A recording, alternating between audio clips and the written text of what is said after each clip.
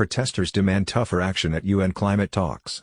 Katowice, Poland. Thousands of people from around the world marched Saturday through the southern Polish city that's hosting this year's UN climate talks, demanding that their governments take tougher action to curb global warming.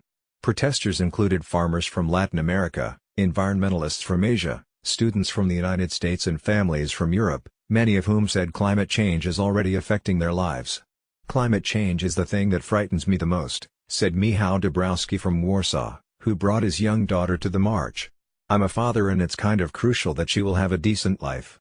Marchers gathered in one of Katowice's main squares before setting off for the conference center where delegates from almost 200 countries are haggling over the fine print of the 2015 Paris Accord to fight climate change.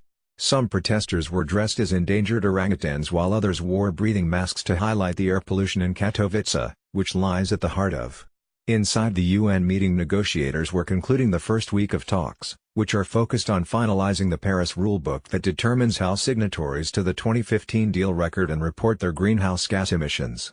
In a recent report, to achieve the Paris Accord's most ambitious target of keeping global warming below 2.7 degrees, we still have a lot to do, Michał Kurtyka, the Polish president of the UN talks, told a news conference. "It is very technical, very complex, very difficult."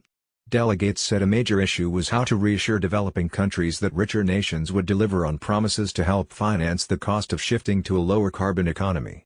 Illustrating the sensitivity of this message for some governments, major oil exporting countries including Saudi Arabia and Russia objected to welcoming the IPCC's report. The issue is now one of several that will be left to government ministers, who begin arriving in Katowice on Monday to try to break remaining deadlocks.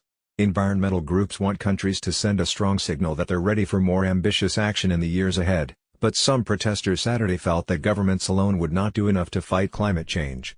"I've had enough of just sitting and looking at politicians deciding things for us. It's time for us to tell them what we want and to start a grassroots revolution," said Anna Zalakowska. Chanting "Wake up! It's time to save our home!" and holding banners including one reading "Make the planet great again." Protesters marched through Katowice accompanied by a heavy police presence that included officers on horseback.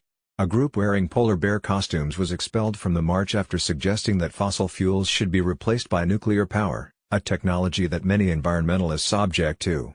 The March for Climate passed largely peacefully, though 3 people were detained after a small scuffle with police, a Katowice police spokeswoman said.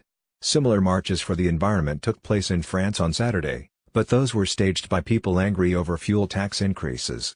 The tax rise, now put on hold, was aimed at encouraging drivers to reduce their use of fossil fuels, a measure experts say is necessary to nudge consumers toward cleaner alternatives.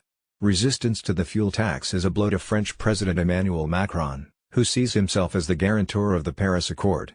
President Donald Trump, who has announced he's pulling the United States out of the agreement, claimed Saturday that people do not want to pay large sums of money in order to maybe protect the environment. The Paris Agreement isn't working out so well for Paris. Protests and riots all over France. People do not want to pay large sums of money, much to third world countries, that are questionably run, in order to maybe protect the environment. Chanting "We want Trump. Love France." Economists say the price of curbing climate change is actually far lower than the eventual cost of coping with the catastrophic famines, storms and sea level rises that will happen with a warming climate.